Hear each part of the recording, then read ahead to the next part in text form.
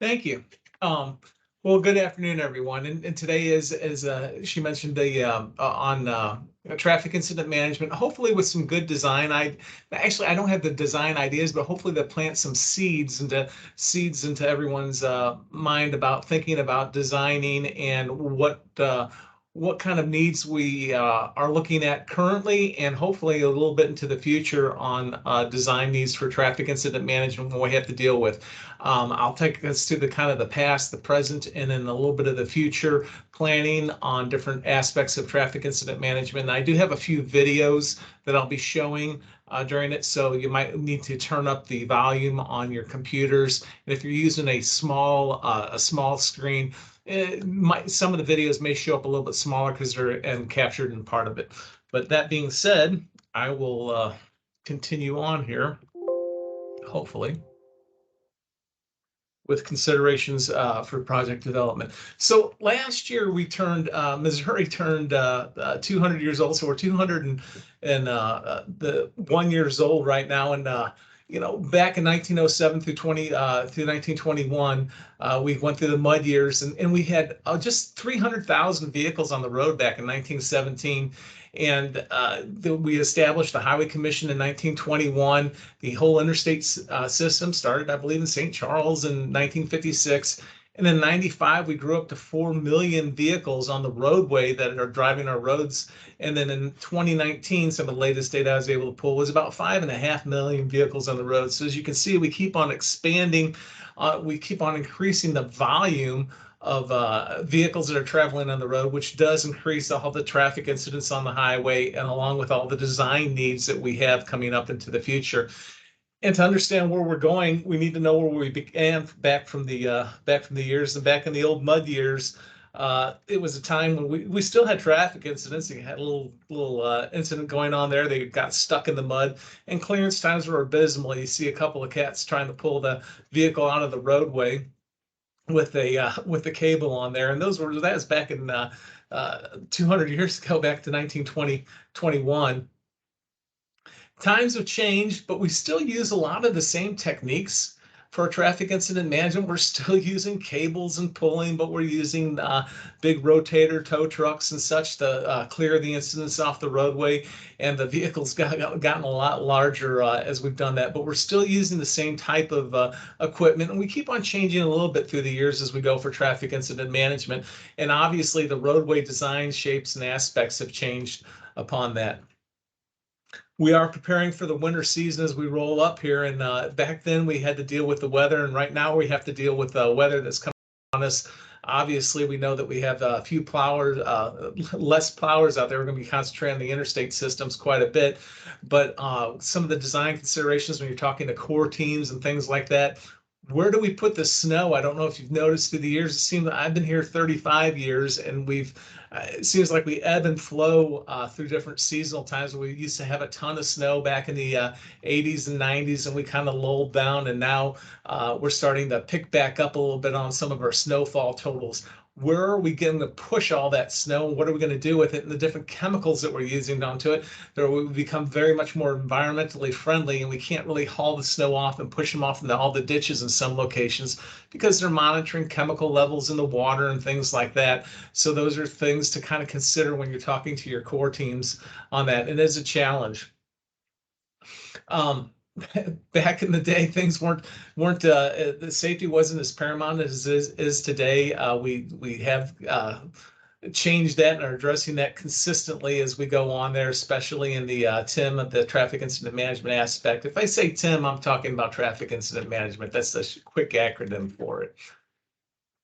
And back in 1956, they noticed that, hey, we needed a larger system. We had the Federal Highway Act of 1956. We improved the roads got improved, and the traffic increased tremendously as we started to put in the highway system on the roadways, on the roads. And as we increased that traffic and we built that system, we kept on having continuously more crashes out on the roadway, and more crashes means we need to coordinate better, get the roadways clear so we can move all the people and commerce as safely and efficiently as we can.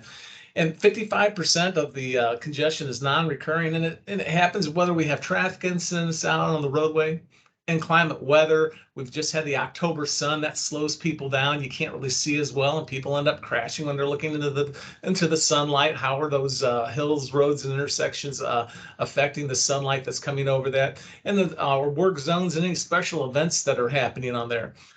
St. Louis region, we had over 46 hours, so over a full work week of delay. The year in Kansas City was just about the same, 47 hours stuck in traffic, and that was from the 2020 trip report information. But as traffic incident management continues to advance, we as an organization within MoDOT, we started to address that more, and we started concentrating on that back in the early 90s. Our maintenance crews used to address traffic crashes and stuff before that, back in the 80s, when we were just starting to implement TMAs and better aero boards. Before we even had aero boards, we had aero sticks, which were just giant pieces of plywood with an arrow on the back of them. We'd have to take 2 wing nuts and put them onto the back of it. I remember doing that back in the day. But in '93, we started our motorist assistance program in Kansas City and St. Louis, and we started to grow that. We started to put in the Gateway Guide system in 2000. The TMC Ozarks in 1998 was established, and it kept on growing throughout the years. And now we have TIM strategic plans that are put in place, open roads agreements. So we've really increased, as the roadways kept increasing, our designs kept on increasing, we kept on increasing our approach toward traffic incident management with our tools, equipment, and training. And while we work with other response agencies within our agency, within MoDOT, we have our TMCs in place, but we definitely work with all the other responder agencies, with law enforcement, fire, tow, EMS out there. It used to be back in the day that the fire trucks would come and they block the entire roadway, and you would hear our operators say, okay, we have one lane shut down, and inevitably you just hear them say, oh, here comes another fire truck, they're going to shut down another one. But time started to change and the notifications got better. So we started to get notifications a lot better, and we were putting them up on our DMS boards to let the public know about things. And we improved our communication. Now we have a better communication system where we can talk to other agencies, and our coordination, and then all of our training. We started to do a lot of TIM training, traffic incident management training, with all the other agencies, and that has grown from nationally down to Missouri. We do a lot of TIM training with all of the other response partners, with our fire, EMS, law enforcement, tow, all the agencies that may be out on the roadway. And it's improved. And while this is one of the videos that we use in our TIM training, and it's a quick example from the NASCAR analogy, they really hadn't changed things. Back in 1960, it took about 45 seconds. They were using a 4-prong lug wrench if you've ever changed a tire to do things. And in '63, they improved it to 25 seconds. They started using air impact wrenches, so they did that. But then back into the 90s to today, they've improved their clearance times, or to get things out of the pit stop, down to 12 seconds. So they basically doubled the clearance times on thing, and that was the result of training and the practice, some of the technology in there, but the communication and coordination when we work together. And this is kind of a quick little example of a 12-second video of how they all work together in unison toward one goal at a pit stop to get things going. And I wish we could get the incidents clear that quickly off of our interstates. However, we're working on that. But as I mentioned back in the day, that the fire department would do their thing. Police agency would be doing their investigation, while the tow agency would later on come into. Now we all coordinate and try to do things concurrently to get the roadways clear. So that's where we were. Now I'm going to show a quick a video here. It's about a 4 or 5 minute video on where we're at today on the TMCs, on what the TMCs do. But as of last year, last couple of years, we've put some things in place. One is a Missouri Open Roads Agreement. We're one of many states that finally have agreed upon that. We have signatories from the Highway Patrol, the fire organizations, from the tow truck, Missouri Tow Truck Organization, saying that we're all going to work together toward that one goal. And it's just an agreement saying we're trying to do it as safely and quickly as possible to open the roadways up. And that was a big accomplishment that we achieved the other year, getting our open roads agreement. We do have our emergency response crews that are operating throughout the state of Missouri. In the urban areas, they run 24/7 in St. Louis, Kansas City, and Springfield area, and we have standard operating guidelines for that. And we are the emergency response department within MoDOT. A lot of people may not know they are classified by law as emergency responders and emergency response vehicles, and that's why they do run reds and blues. By law, they have to have reds on the front, and we run reds and blues in the back for warning on it. But they are classified as an emergency vehicle, and they are allowed to exceed the normal speed limit, go the wrong way if they need to, if they go reverse down there, and they're not breaking the law. So those are a few things that we have in place. And then we've also worked on Missouri's strategic plan for incident management, and we have some consultants that are helping us as we start to put together some of the national practices. And here's a quick video on the TMCs and what they do. And this is part of the way we get all the information to not within just MoDOT, but also to the other agencies, to police and fire.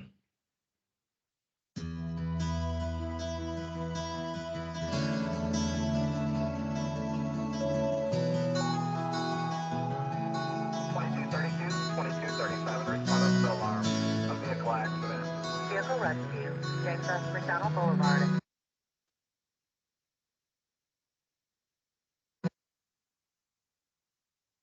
Campus Parkway Drive. 5014 has also responded to the stall alarm from map 77. 2930 response to the first alarm in assist to St. Louis City. Response 1249K after 919. 232, 2237, respond on South Main. Respond on North Main, come out 1246, KF 919.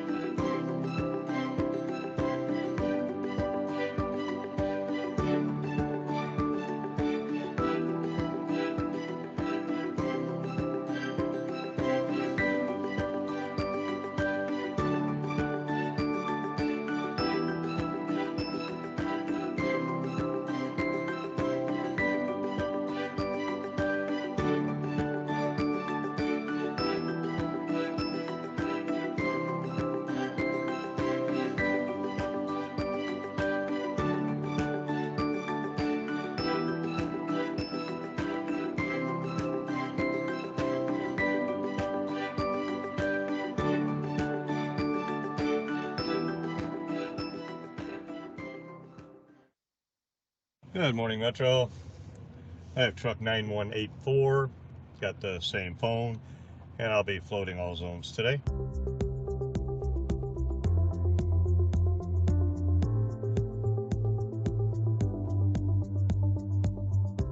.602 Metro. I'll be out East 64 at McKnight, a tan Cadillac. Can you give me an update on your last stop, sir? Back in service.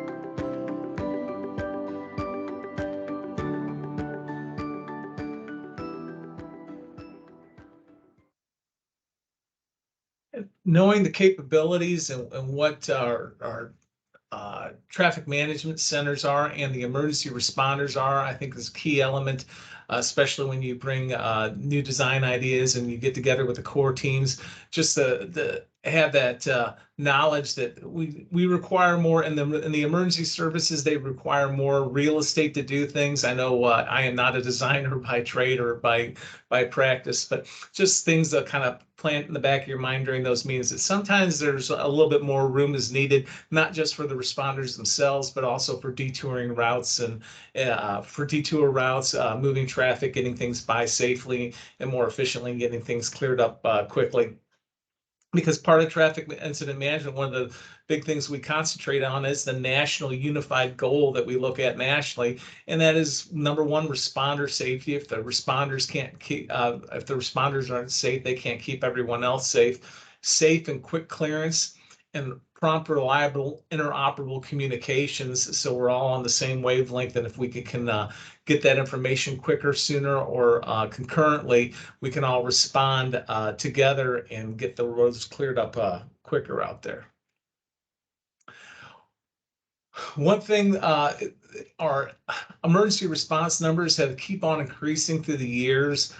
More obviously, the more traffic we have out there, the more responses that they run to. They work about 74,000 incidents back in 2020.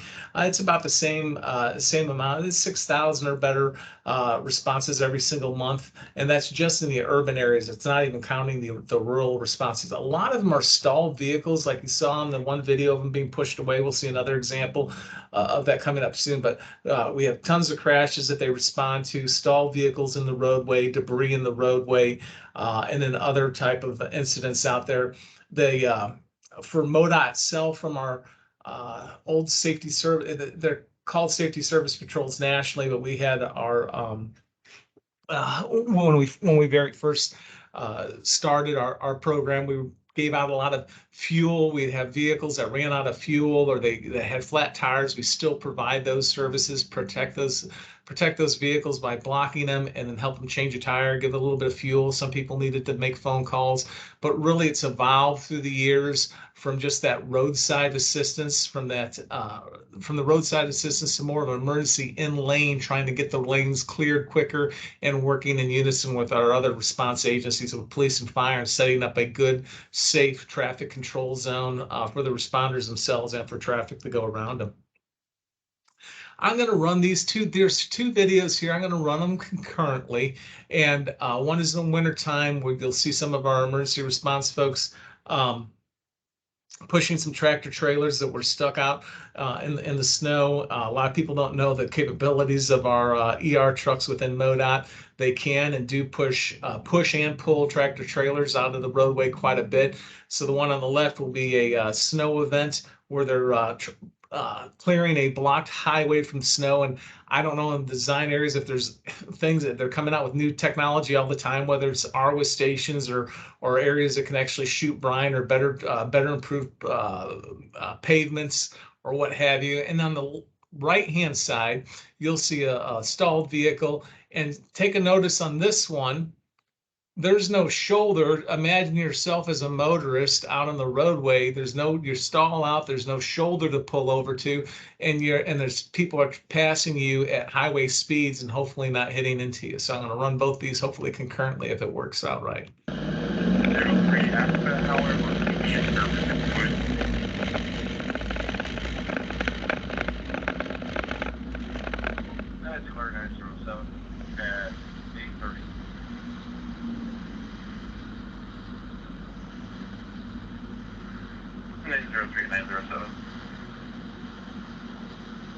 Go ahead. How many is the police officer triple cruiser car closer to the scene?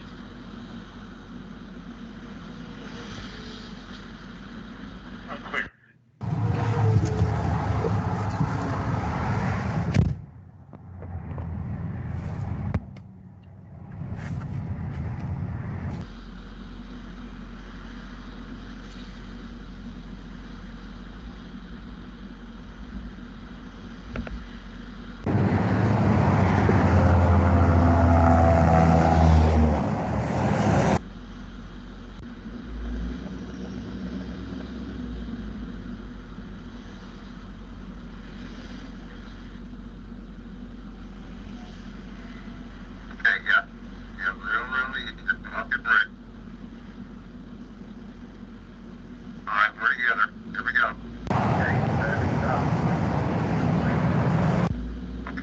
traffic stops before you get over the first lane.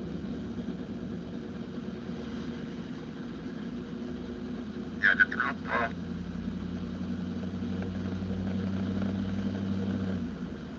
Okay, stay in the lane.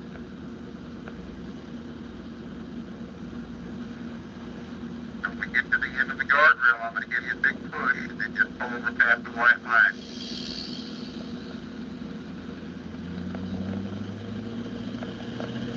Okay, going out on over.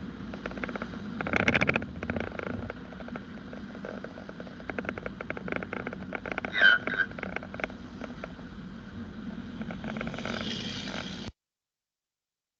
Not all the areas and roadways have enough real estate. We don't have enough property to put the shoulders onto it. But things to consider: if we don't have shoulders, what do we do with those stalled vehicles? And as I showed you earlier, we work a lot of stalled vehicles in the lane, out in the lane, and it's nice to have a safe area for errant vehicles to pull over to, or recover or push stalled vehicles over to. Kind of scary situations. We get a lot of questions on what we do when we push a motorist up to the side of the roadway. We have them roll down their window. We have loudspeakers in ours. We go up there and hook up to their bumper, or get our push bumper against theirs, and we talk to the motorist beforehand, tell them where we're going to push them to, and then we speak to them. You probably heard them talking to them through the PA system on the on their microphone. They'll key up and tell them, hey, pull over the right lane, continue forward, or whatever they need to do through their PA system. One thing about Missouri that you may or may not know, the long haul freight, we have tons of freight traffic that move through the United States through Missouri itself. In the St. Louis region, we have the convergence of I-70, I-44, and I-55 all meeting in the St. Louis region. We have the second largest inland port in the United States on the Mississippi River. That's the furthest south you can go before it starts freezing over. So we have a lot of barge traffic that comes in. And then we have the second and third largest rail yards in the United States for moving goods through there, the second being in Kansas City and third in St. Louis. So things come down on barges, go on to trains, and then they also move out through the interstate system, especially on I-44. If we have a crash on 44, late in the afternoon, it's just lined up with tractor trailers all the way up and down there. It's really hard to get over there. Another part to consider on there: do we have enough truck parking on our interstate system? Because these trucks, they can only haul for so long. They have so many hours they can haul. Do they have enough spots to pull over? And if you've ever looked at some of the truck parking spots, like early in the morning or late at night, they're just totally full. Our ramps are lining up with tractor trailers out there. The ramps aren't designed to the same standards as our roadways are. They just keep on filling up with more and more tractor trailers as they go through there, through Missouri onto our system, and the truck traffic keeps on increasing. So I'm not sure if that can be addressed with design ideas, but just kind of planting those seeds on there.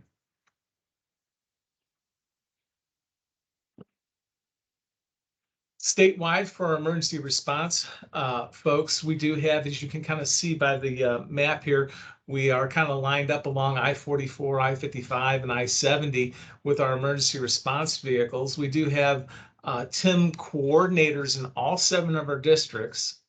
And those are the folks who help with TIM training, and they reach out and have contacts with some of the other partner agencies with law enforcement and fire.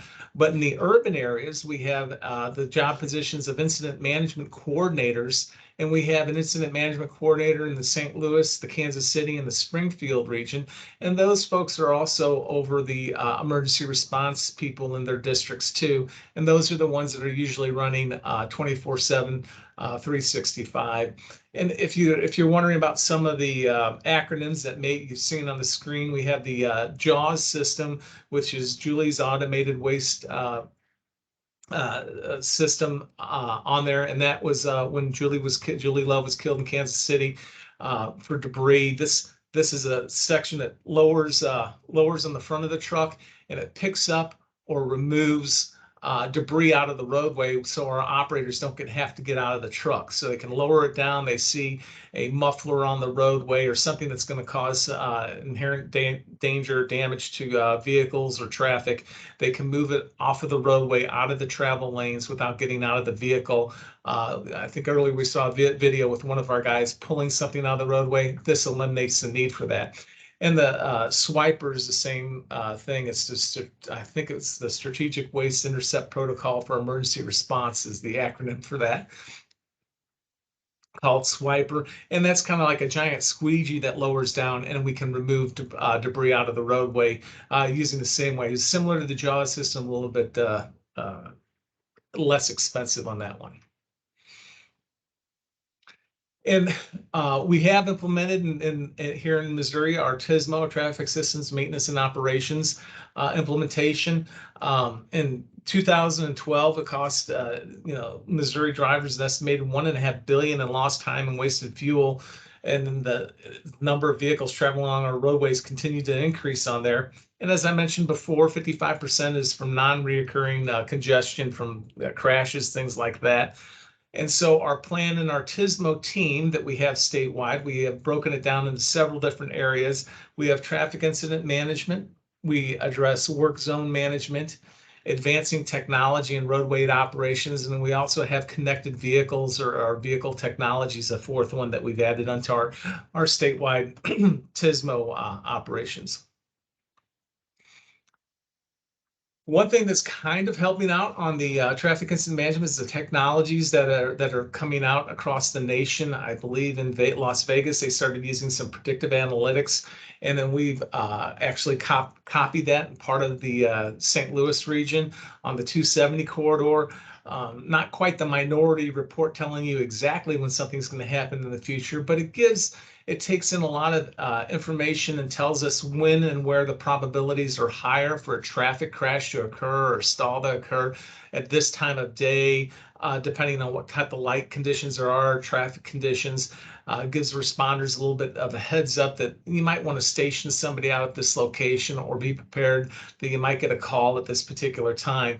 But that kind of technology is being added into our planning procedures throughout the nation and here in Missouri. Something that, once again, to discuss during those core team meetings.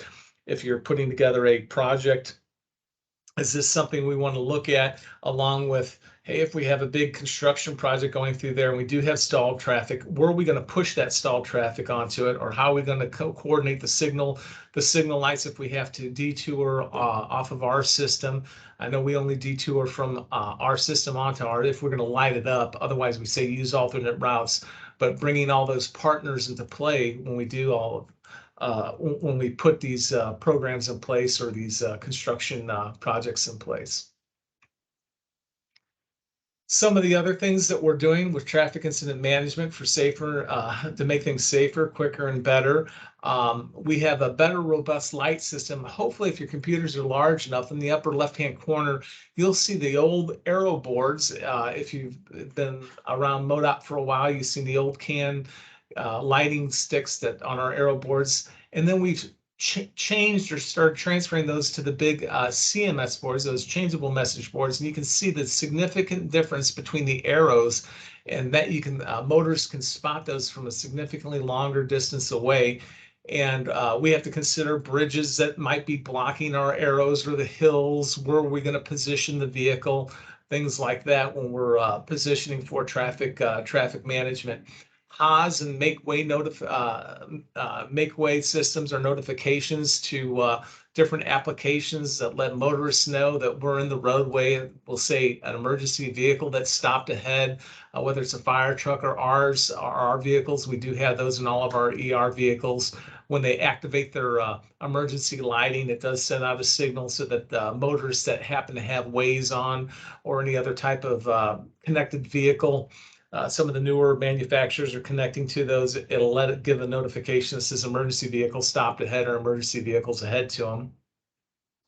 We've also implemented drones for quicker reconstruction. We funded some of those through Highway Safety for Missouri Highway Patrol.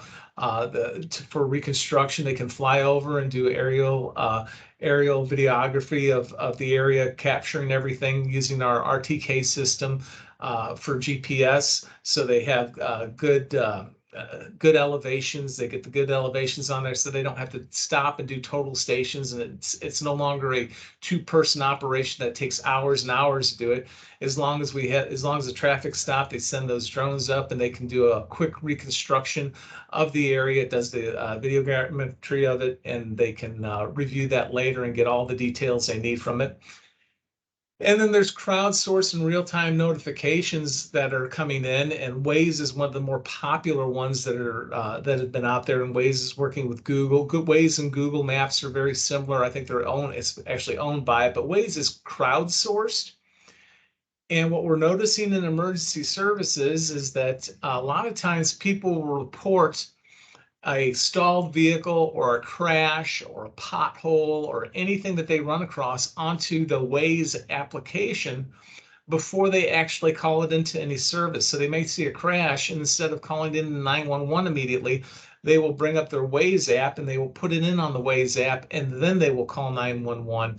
And we started tapping into those Waze apps through our TMCs. It's kind of like a soft CAD crowdsourced feed to them. So we get notifications if somebody's reporting a pothole or a crash in an area. Along with all of our other sensors, we can bring up the camera and verify that something's going on in that area. It's kind of like a gamification for travelers out on the roadway. More information for you to be aware of if you weren't aware of using that application, but that's what motorists are doing, and as our highway systems and technology keep on changing. Another thing that we do throughout the nation and throughout Missouri is we rate how well we're doing in strategic and tactical and support areas for traffic incident management. And we have different visions and goals when we've put together our strategic plan for Missouri, for enhancing safety, for the traveling public, for the incident responders. We want to enhance the reliability and efficiency of our road system, and strengthen, of course, the communication and collaboration between ourselves, our agency, MoDOT, and all of our traffic incident management partners, and establish traffic incident management as a core aspect of our TSMO program at MoDOT. And as you saw, it was along with construction and construction connected vehicles and things like that. When we rated, they are self-rated. We did the St. Louis, Kansas City, and Southwest area, the urban areas on there, as we put forth our strategic management plan. And it rates in about 51 different areas on what's a high priority and lower priorities, or if we've already have something that's implemented into the areas. And one of the and that was from the strategic, and then we have tactical scoring, and then support scoring. And one of them is to have policies and procedures for traffic management during incident response, such as signal timing changes and pre-planned detours. I mentioned that earlier when we're putting together our plans for any type of construction or design plans. Do we have detours that are in place? Can the outer roads handle the loads that we're putting onto them? Can they handle the volume of traffic that we intend to put onto those roadways? Or the shoulders? Are the shoulders sufficient enough for it? How do we plan for those particular things that are going to happen? You know, whether it's clearances, bridge weight limit loads, traffic volumes, things like that. That's everything that we need to plan for in traffic incident management, and hopefully large part of your design considerations when designing roadways and putting construction in place on those core teams. Last few years, as I mentioned, we have been assessing our capabilities in TIM, and Missouri's been growing and progressing in our operations and outreach on it. You'll see some states are totally blacked out. They kind of would do a full report for the entire state. We would just do a report for Kansas City, St. Louis, and Missouri, but as of last year and continuing into this year, our whole state would be lit up or dark and blue, because we're giving a report from all of our districts now on how we're doing with traffic incident management, and we're setting up TIM coalitions within each one of the districts. And we're trying, right now, we're striving for corridor coalitions. So everyone along I-44, for example, they'll know from Joplin through Rolla, through St. Louis, will have an idea of what's going on that entire corridor. They might do things differently, but at least they're aware of what's happening and their strategies and techniques that they're doing onto it.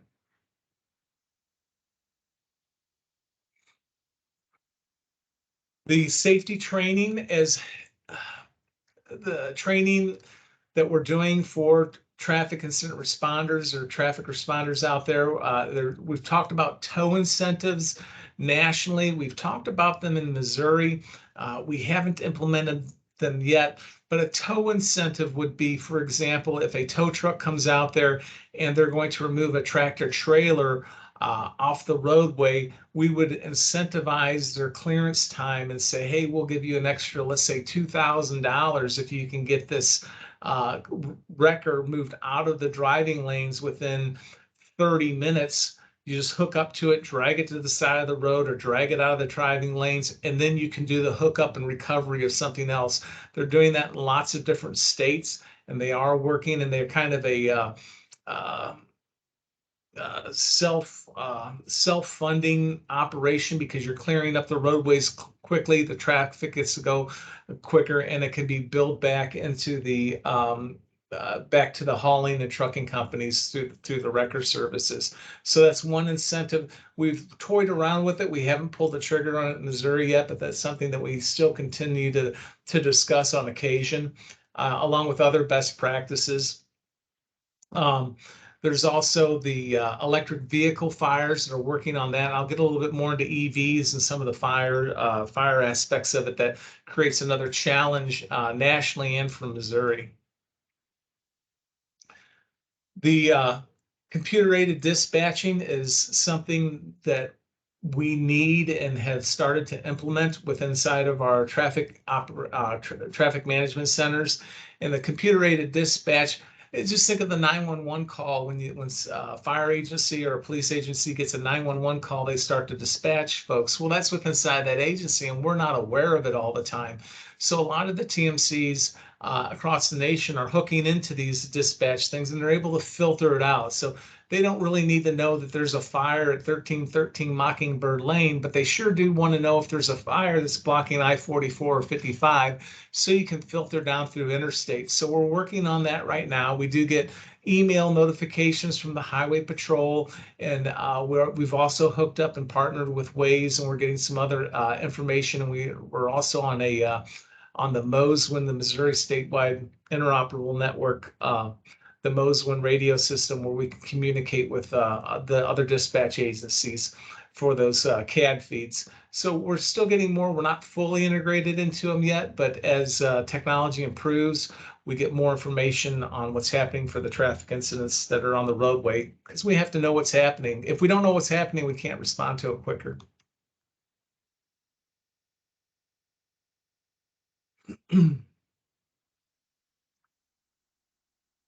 So that was kind of the past. I took us through the mud years and then back into the development of how we kind of got to where we were and what we were currently doing with our open roads agreements, how we're clearing traffic out there, the cooperation and communication with all the other response agencies, and then moving Missouri forward, what can we expect next? And these things are kind of on the cusp of what to do and kind of planting seeds. And since I'm thinking design aspect of it, hopefully I'm on the right page with that. But as we plan for our future roads or expansion or redeveloping some of our roadway systems, what can you all bring to the core teams, or what can we expect to see in the near future of what's happening, and how can we plan for that? Because once we start putting our roads in, they're there for years and years. I mean, 56 we put in the national highway system, so it's been there for a long time, and all we've really done is expand it,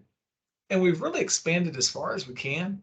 At least that's the way I understand. Real estate's gotten more expensive, so we need to do the best we can with the real estate we currently have. And kind of like that NASCAR operation, how can we clear incidents quicker, make traffic flow a lot better without having them crash, make sure that we have good detour routes, connected vehicles, if that's something that's in the near future for signal timings, all that other good thing. Go on and talk to it. So technology, is it a threat or an opportunity? There's people have their own opinions on it, and I'm sure you all have your own opinion on the technology that's being released here in all aspects of our lives. One part of technology I want to share with you is the DAD system. I think some of you may or may not have heard about that. And this really doesn't have to deal with design, but it's just knowing about the technology that's being released. So part of the August of last year's bill for the infrastructure bill was the insurance, the IHS funding for part of the this DAD system to help prevent drunk driving, which does create a lot more crashes on the roads. We do respond to a lot of impaired driving on the roadway and crashes to dealing with that. So this is some of the technology that they are starting to fund and look at. We've made significant progress in auto safety over the past 50 years that has reduced the number of fatalities, but we are far from solving drunk driving. Each year in the United States, we lose approximately 10,000 lives to drunk driving. To reduce this deadly trend, lawmakers, the auto industry, and safety advocates have come together to support development of innovative technology that could save lives. There was a call to action. We said, we need to explore the use of in-vehicle technology. The DADS research program is a public-private partnership between the National Highway Traffic Safety Administration and the Automotive Coalition for Traffic Safety, which represents the leading automakers in the United States. We're researching an alcohol detection system that will measure a driver's alcohol concentration in less than a second. If it is above the national standard of 0.08, the vehicle won't move. For drivers under 21, for whom any amount of blood alcohol is illegal, parents can program the system for a zero-tolerance policy. When you look at the 10,000 fatalities attributed to drunk driving, which is where we are about today, the DADS program has a tremendous opportunity to reduce that number by thousands. In order to do this, we're developing two technologies, a breath-based system and a touch-based system. The breath-based technology pulls the driver's naturally exhaled breath into a sensor located in the door or in the steering column. A beam of infrared light is then directed at the molecules in the breath. If the proportion of alcohol to carbon dioxide molecules is above a certain range, it indicates an illegal alcohol level. The touch-based technology reads blood alcohol below the skin surface. Touch sensors in the car's ignition button or in the gear shift shine a beam of light onto a finger. This touch-based system uses near-infrared tissue spectroscopy to detect the level of alcohol in the blood. What we're doing with the DADS program is something that's never been done before, where we're literally creating technology that didn't exist before. The tools to measure that technology didn't exist before. Well, we've set very high standards for ourselves. We're doing very thorough technology testing, and then we're doing very thorough human subject testing. It's basically taking, a university chemistry lab, making it the size of your smartphone and putting it in the car. When the research is completed, this technology could be revolutionary in the fight against drunk driving. That is why there's such a broad coalition supporting it. It's rare that such a diverse group of constituencies would get together and be so supportive of a program to eliminate drunk driving. Mothers Against Drunk Driving has been the greatest supporter of the DADS program. We have been with them from the beginning, and we will continue to be with them until this technology is deployed, because we know it will save lives. We believe in the DADS program because the mission of DADS, the elimination of alcohol-impaired fatalities on our highways, aligns perfectly with our own. As someone who works for an international foundation, I can tell you that the benefits of DADS will extend beyond the US to all around the world. And that's why we so strongly believe that we must see DADS come to market. While there are several challenges to meet before we get to the finish line, we are excited about the road ahead. Over the course of the next year, the DADS program will move out of the laboratory and onto the road. We'll take the vehicles and distribute them throughout the United States in different environmental conditions, altitude, temperature, and allow drivers not only to test them out, but we'll also get the opportunity to see how individuals that haven't been involved with the program will respond to these sensors and how they'll interact with them. To get the last little bit of precision and accuracy, that's where a lot of the effort ends up being expended on. We've developed prototypes, and today the reality is not if it's going to happen, but when it's going to happen.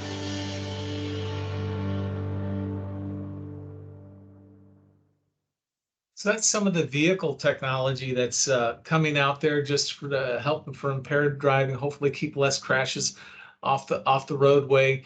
And as we go from that, there's another one here. This is from a TED Talks, and they're talking about connected vehicles. I'm sure some of you may or may not have heard about some of or heard of Shen, who talks about the technology that's going into the systems.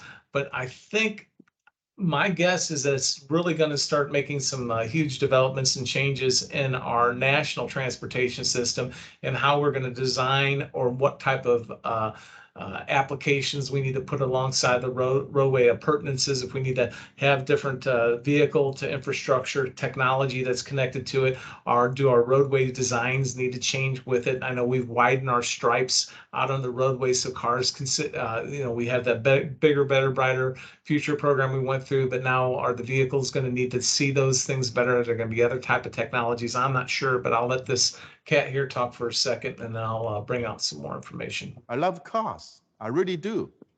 But what we are currently doing is a bit insane. Cars put smoke in the air, create traffic and congestion, and cause accidents. This might seem like a crazy thing for me to say, but I am hoping for a future with fewer cars, mostly smart EVs, and cars can do more for us. Some of the biggest changes ever take place in the auto industry are happening right now, affecting not only the cars, but the very fabric of the city in which we live. Governments across the world are committing to change the way we move, and EVs are at the center of this change. Today, most of the cars powered by engine or battery are not truly smart vehicles. Only smart EVs are computers on wheels. They are not only connect vehicles, but more importantly, use a lot of technology, including artificial intelligence, autonomous driving, big data, cloud and edge computing, 5G connectivities, and highly efficient e-powertrain, etc. These technologies are creating cars that can talk to us and the world around them and act accordingly. This will have a huge impact on our city and the way we live in them. Let's start with something that's always a challenge in a city: parking. The reality is that cars are parked nearly all of the time, taking space in our cities, costing us money.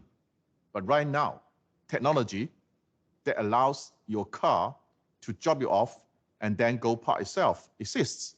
My company, with our partner, has created an autonomous valet parking system, which will be powerful enough to allow you to step out of your car and leave it to park itself hundreds of meters away. This technology is real. It's already in our production car. In the near future, your car will be able to book a space beforehand, and it doesn't take up room and cause traffic jams looking for one, simply by talking to the parking lot.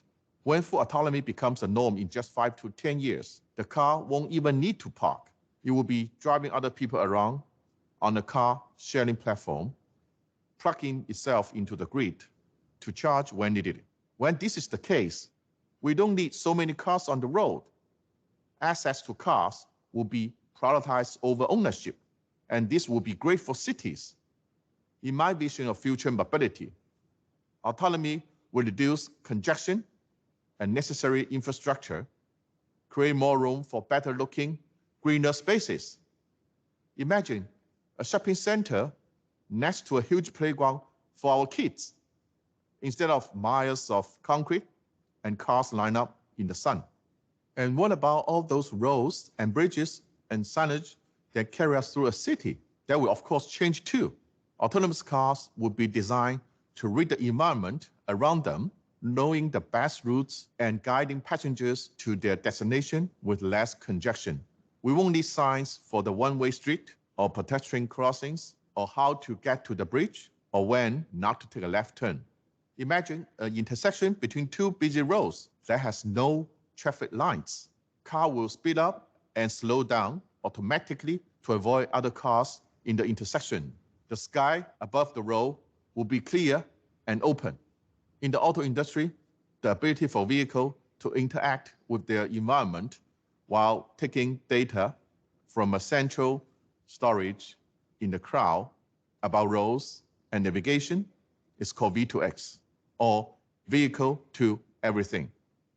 V2X is what needs to happen in order for us to take the final steps toward a city where cars can drive themselves, because it is at that point that our vehicle will hold everything as humans need in order to drive at an even greater scale and definitely more safely. The number of cars with V2X capabilities is growing rapidly around the world, and especially in China. In Wuxi, a city of 6.5 million people in China's Jiangsu province, there are already experiments with V2X in autonomous driving. Around 220 square kilometers of the central city is designed for V2X with over 40 assisted driving solutions. In Wuxi, traffic lights automatically adjust to green for ambulances as they approach intersections. Cameras spot pedestrians on the road and deliver a warning directly to the cars if they are approaching too quickly. Smart EVs can also receive alerts about unexpected situations such as nearby construction sites, accidents, traffic jams, or emergency vehicles. And with this comes massive implications for safety. Imagine someone is having a medical emergency. Today, getting yourself or someone else to a hospital in a hurry can put you and others in danger. A car can only tell you the best routes to the hospital. In the future, the car will be able to send the medical information ahead of time to the hospital, allowing them to prepare corresponding medical equipment in advance. The car could signal to the city that it has a sick person on board, and the whole city can respond, making traffic lines green the whole way, clearing bus lanes, and letting the medical response teams automatically dive into the car through the connecting systems. This new era, where our cars talk to the world and the world talks back, will dramatically change us, our mobility, and our cities. I believe we'll have fewer cars on the road, but we'll get where we need to go more efficiently, safely, with more fun, green space, and blue skies along the way. Thank you. Are the highways and roadways that we're designing for now, considering that? I know we're guided by the MUDSID, our traffic control guidelines, the Missouri Standard Spec books. It seems to me at times that the private industry is outpacing the governmental industry tremendously on some of the advancing and technologies out there. I know that I was talking to some of the folks in the St. Louis region, and they were saying, hey, our highway signs now need to get bigger. We had our structural signs out there. As America ages, we need bigger signs. Right now, it's really difficult to see some of our highway signs. I know we're having problems getting some of them in there, but you can't read them at night. They're starting to fade, and we have some on order, but we need to get larger signs for them to read. But really, down the roadway, what goes in the back of my mind at times is, are we really even going to need signs in the foreseeable near future, or are they just going to broadcast something to the vehicle to say, hey, this exit's up there? Because now everybody, all the newer vehicles are having these the mapping systems in there. I know with my kiddos, Now, if I hand them a key to a car, my old truck had a key to it. Now all the cars are push button. The technology just keeps on changing faster. Are the designs we're putting out, or that you're currently working on now, going to be still as attainable or still pertinent 12 years from now or 15 years from now? Those are quick questions to kind of think about. I know there's funding that's going onto it, but what are we going to do? I do have a quick one I was going to show, and I have to change screens. And I don't know, this is just on 6G. If you're familiar with 6G network, we all have 5G. 6G is coming out in the near future, and part of this was for the future. I'm going to try to bring this up, and I may have to stop and bring up another screen, but just give me 1 second as I do this.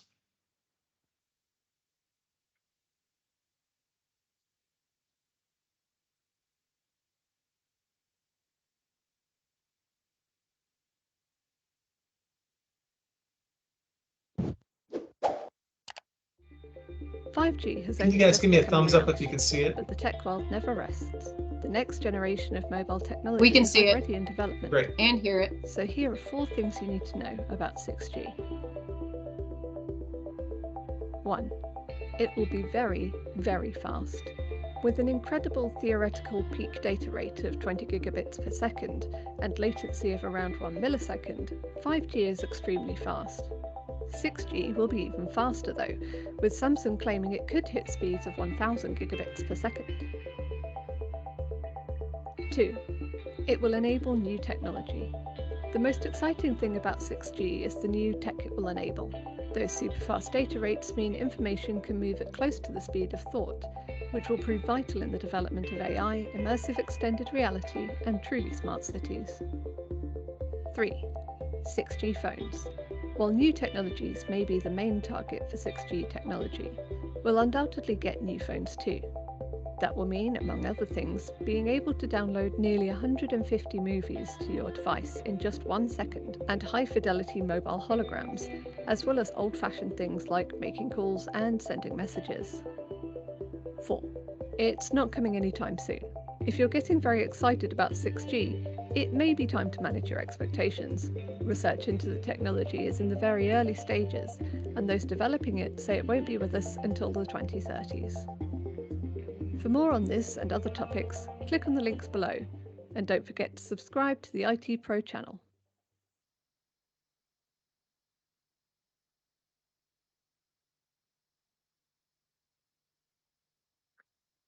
So and I bring that up because I don't think 6G is actually going to be to our phones. I think it's going to be more for technology, things for connecting to highways, vehicle technology, vehicle to infrastructure, infrastructure to vehicle. And they say, hey, it's not going to come out until you don't get excited about it because it's not going to come out till the 2030s. Well, we're in 2022, getting ready to roll into 2023, as you all know.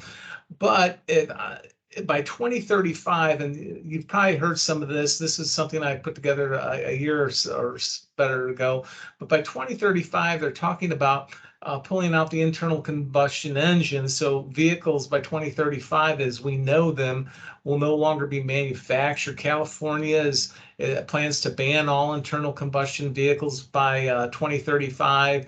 GM plans to switch over to electronic vehicles. Japan's going to ban the sale of gasoline engines in the 2030s.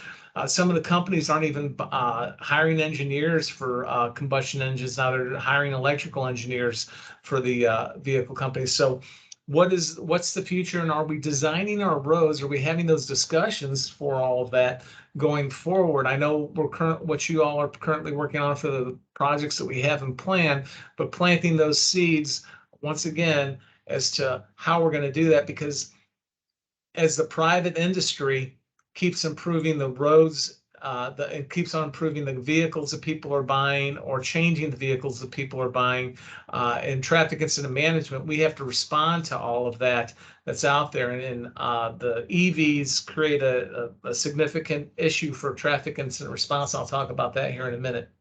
But there, as you can see, all these articles coming up that electric cars is going to take over sooner than you think.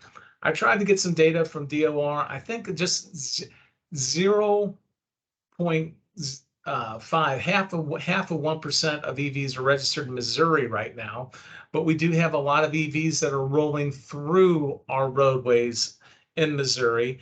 And do they have access to charging stations?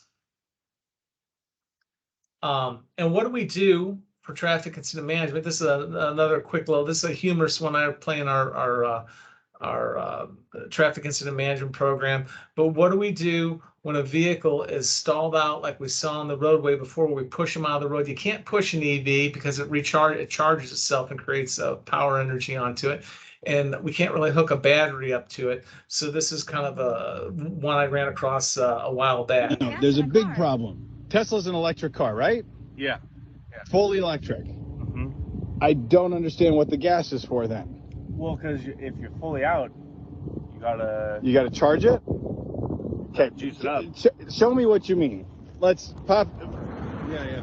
So where's the gas going to go? Show me. So basically, it goes in here. This is the way. Then that plugs into here, and that plugs into there, and then you're good to go. It's a weird system. Oh my gosh, is that a gasoline generator? This, yeah. That's how you get the electricity to drive. You got a Honda-powered Tesla. You're going, bro. You could have gotten a Honda, and you could have just saved all of this, and you'd be done. Well, You're going to. You needed gas. I tried to tell you. No. This is not a. This is the weirdest. Nobody has ever run a Tesla off of gasoline like this before. All right, well, get this thing out and let's charge it up. No, You're going. Fill it up. You fill it up with gas. Babe, he's going to charge his electric car with gasoline from a Honda. Right. So this. I thought his battery was dead. I still don't get it. I just know that sometimes you break down and cars just run out of gas, and it's a long road. Yeah. I can't believe I actually helped a Tesla charge itself with gasoline. This is the. So how long you need to charge it up?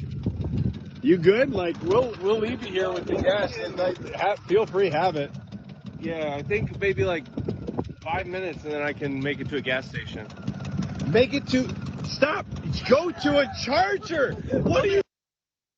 Now, it typically take more than 5 minutes for it. Usually they take about 30 to 45 minutes to charge up the EVs on there. But we just recently had Hurricane Irene hit the Florida, I think it was Irene that hit the Florida area. And they do have a lot of EVs down there, but are we designing for the EV system that's coming into it? Here, this is from August of this year. All 50 states have submitted plans for their electric charging network. And then in September of this year, the 35 states have received approval for 53,000 miles of highway for EV charging infrastructure. And bringing it into Missouri is not on that list that I could bring up there from Federal Highway. So this is from Federal Highway Administration. You can see Florida's kind of lit up all over the place down there. But are these considerations, or is that something that we're talking about in the design aspect? As I said before, I'm not sure, not really my bailiwick on that, but I know it's all of your guys' profession and bailiwick on doing that. But we are starting to get surrounded by that. So if we have more EVs rolling through the area, do they have access to charging areas, or will they have access through them? I have talked to a couple of people. I think it's going through the Department of Natural Resources, who's working with the U.S. Department of Energy on where to place them. Other aspects we're looking at, I don't know if you just heard just a few days ago that there's a diesel shortage. We just have a 25-day supply left of diesel in the United States right now. How is that going to affect the shipping and trucking on there? Are we going to increase the freight traffic that's going through on the roadways? Are we going to reduce trucking traffic onto the highway? Or are we going to see more EV semi-trucks out on the roadway, which is very possible because they say that in 2024, there's about 334 models that are going to be released throughout the world of different type of EV trucks. None of the charging stations, I did talk to DOR and some of the other folks, none of the charging stations in the infrastructure plan right now are geared toward any of the commercial motor vehicle.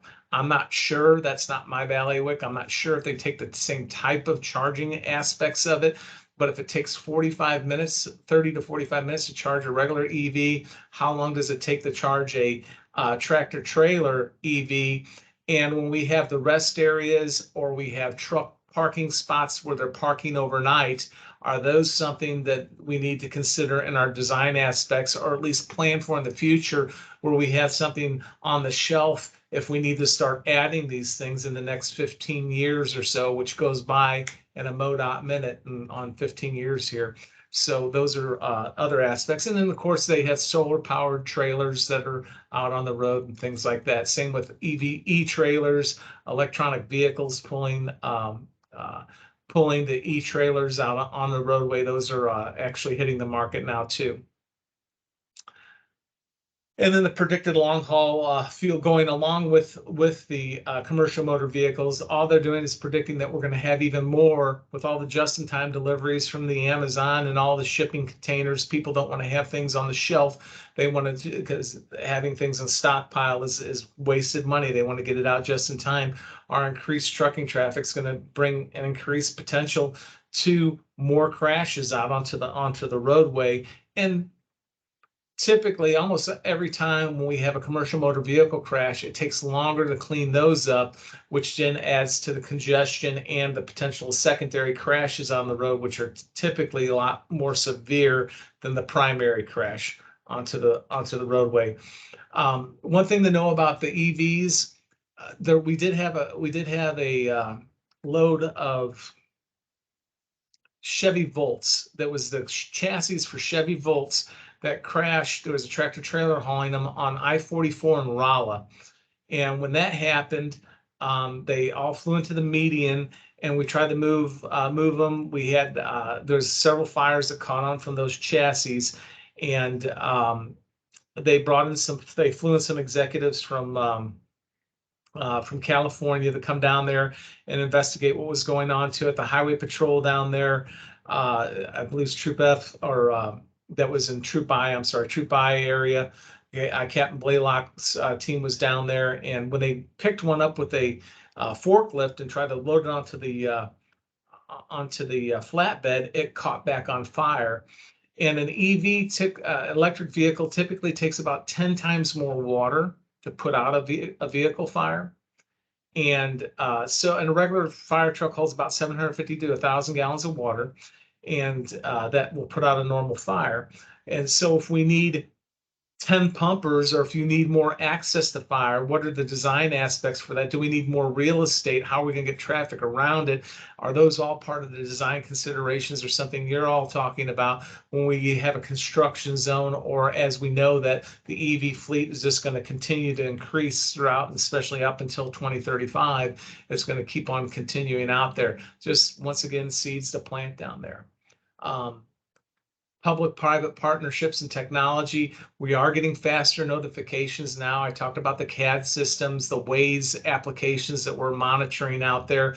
If we know about things quicker, the quicker that we can light up our DMS boards, and are we going to be pushing information to cars, to connected vehicles quicker, so that they know that they can go around an alternate route? Are we planning for those alternate routes so that the private partners know that, hey, this is the best alternate route for this particular type of vehicle to get off right here and right now, so you can avoid this crash, so we don't have a secondary crash or a more severe crash coming up onto it. Get things cleared up quicker, and new tools and safer tactics. And I just have a couple more things, and I'll open it up for questions. This is very futuristic, but this actually did happen in June of last year. The very first flying car is moving closer to production. So you might have heard about flying cars. Well, they actually did it in 2021. I think it's a license out there, and it was going on in Europe.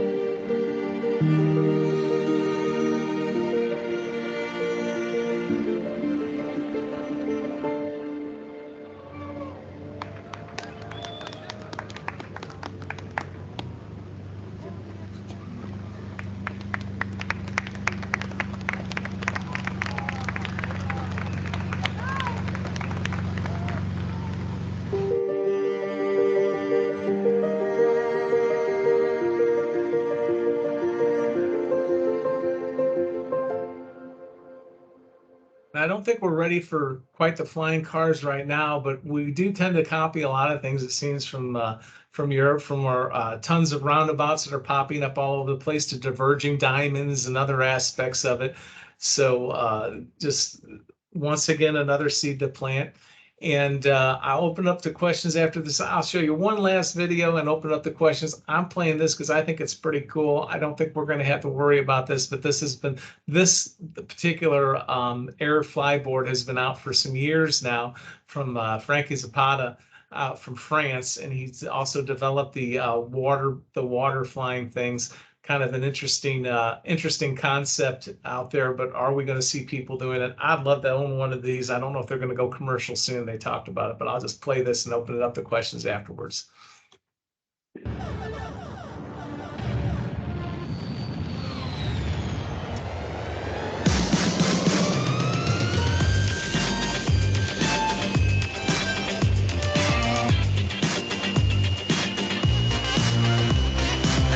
Of the party, McFly is Marty. Back to the future, too fast to be tardy. My lady flies Barbie, straight vixen. Never tripping on my addiction. Now we picking up steam, yeah.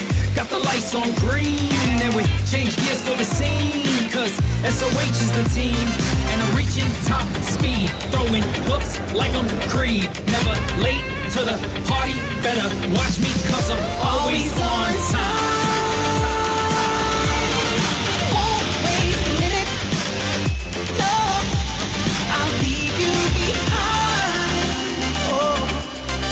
Keep up with me, babe. Keep up with me, babe. Yeah, I'm on time, don't miss a beat. If she roll with me, she a 10 at least. Cream of the crop, top quality. Not your team on top, could try stopping me. Says I, lays it down properly. You and your crew, get off my property. I own everything, I'm on everything. Highs on that top spot, no settling. Married to the game, no wedding ring. Flipping through this paper, call it magazine. More problems, that's really what all of this brings. Well, I'm ready for a chance to be in the ring.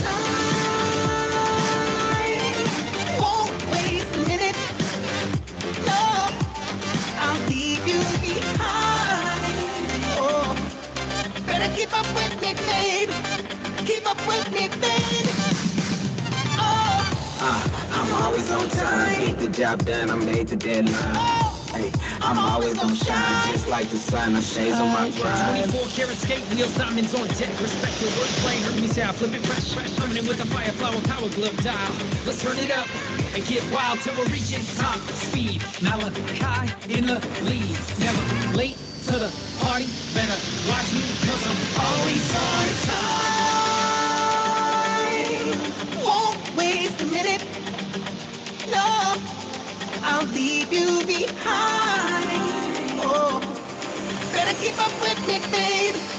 Keep up with me, babe. Oh, keep up with me. Keep up with me. Keep up with me. Keep up with me.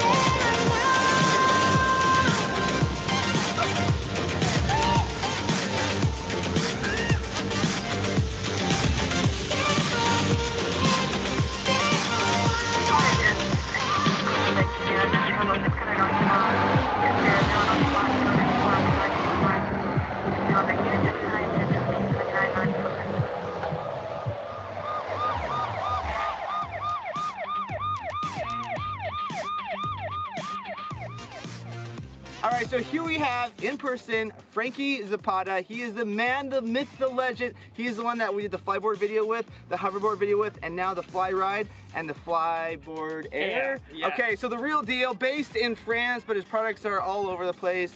We did this as a passion project, so there's no money exchange. I just think what Frankie does is absolutely incredible.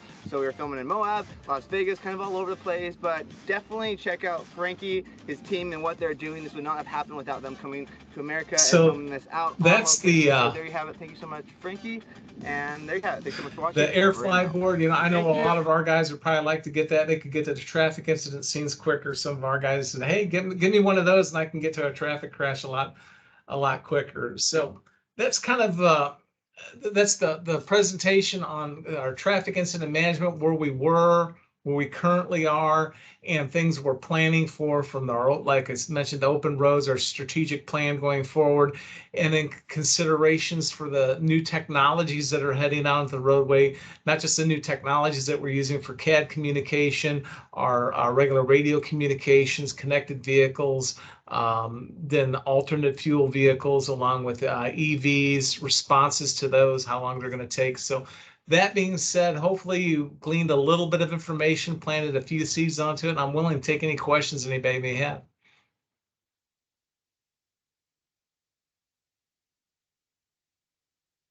Well, thank you, Owen. Very nice presentation. At the time, we'll be taking questions. I think we had one question in the chat pod from Eddie Watkins. He asks, has Emergency Response Group come up with a procedure for electric vehicles, or SOG? We currently give a gallon of gas, but what is the electrical current equivalent? And will there eventually be chargers on the ER vehicles? That's an excellent question that I do not have an answer to right now. When a vehicle is stalled out, let's say their battery is totally dead and it's non-operational, we have the little jump packs. You might be able to see them in regular AutoZones or Walmart or whatever. We can hook those onto a vehicle, onto the battery area, and that gives them enough go-go juice to get them off onto the shoulder of the roadway. With the EV vehicles, I am not sure. You're not supposed to hook onto it. Each one has its own independent type of stuff. They have all their proprietary markings onto it. So firefighters have certain areas they have to cut the wires through. So how we're going to jump one off or move one over, I don't know. I do know when they do crash, we have to move them via flatbed. You can't pull them with a conventional tow truck where you see the back wheels or the front wheels on the ground, because that regenerates the power to it and create an electrical fire. So they have to load them onto a flatbed truck to relocate those off to the roadway. And in Europe, they're actually boxing them up in like Sealand containers just in case they do catch on fire. So sorry, I don't have any answers yet, but we do keep on looking into that, especially the response community.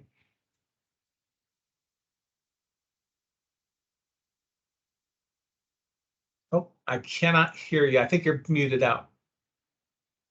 Yeah, I was just saying I didn't see any other questions in the chat pod, but if anybody in the audience has questions, feel free to unmute yourself and ask.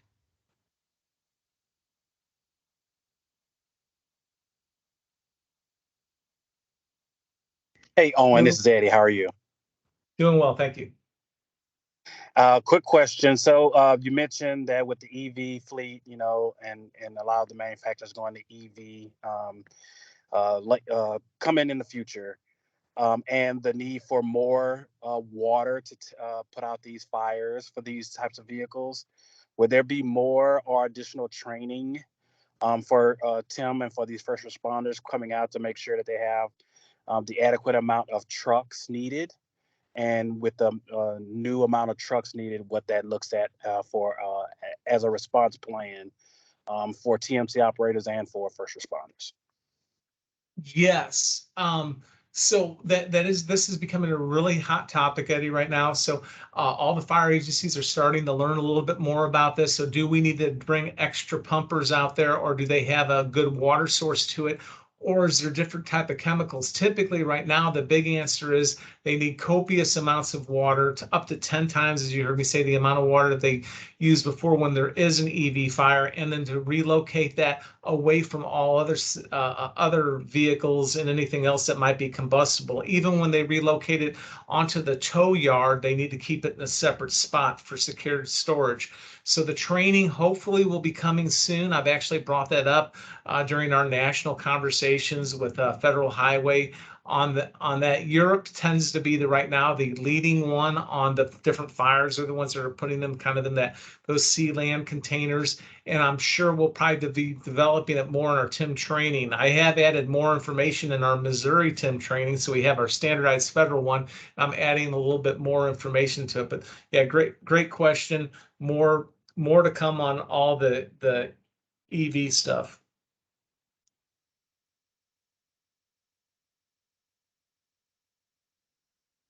Do we have any other questions? All right, well, thank you. Okay, good. I got one more going. So as it relates to TIM training, how are we related to the rest of the states as far as in getting our first responders trained, and what's the plan to get us at least over the national goal line, I guess, or, you know, I don't know if it was like 55 or 60% is like the goal, and how close are we to that? And then does Missouri have a goal on getting to a certain threshold by a certain year? Wow, fantastic. You're putting me on the spot, Eddie. Thank you. And actually, you're well versed in that. Actually, yes, there is the goal. The national goal right now is to have 55% of the responders trained. And our last report card is that Missouri currently is at 50%, which is above pretty much the national average. They're shooting for everyone to have at least 55%. So we're a little bit high. We're higher than the national average right now. We're at 50%. So we're getting there slowly but surely. Those are tough numbers to follow, though, because we presented years ago how many responders we have in all the different states. So every state says, you know, we have, 35,000 different responders, and then they're going for those numbers.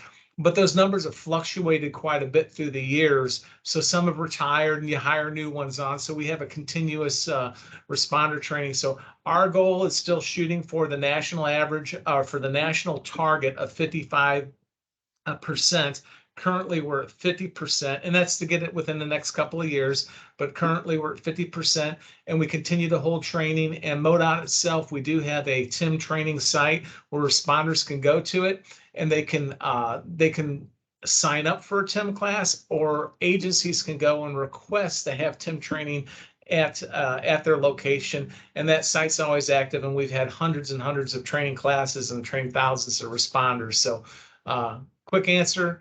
Yep, 55% is our goal. We're currently at 50%.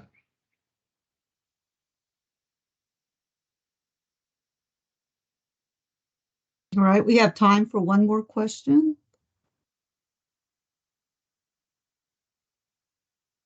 All right, well, as we wrap up this webinar, we will be registering everyone who participated in MoDOT U. Teams allows us to track who's attending. But if you are attending in a conference room or as part of a group, you will need to send in your attendance sheets to Patricia Barnes via email so she could get credit for your training. This concludes our webinar today, and we really thank you for everybody who participated. Thank you, everyone.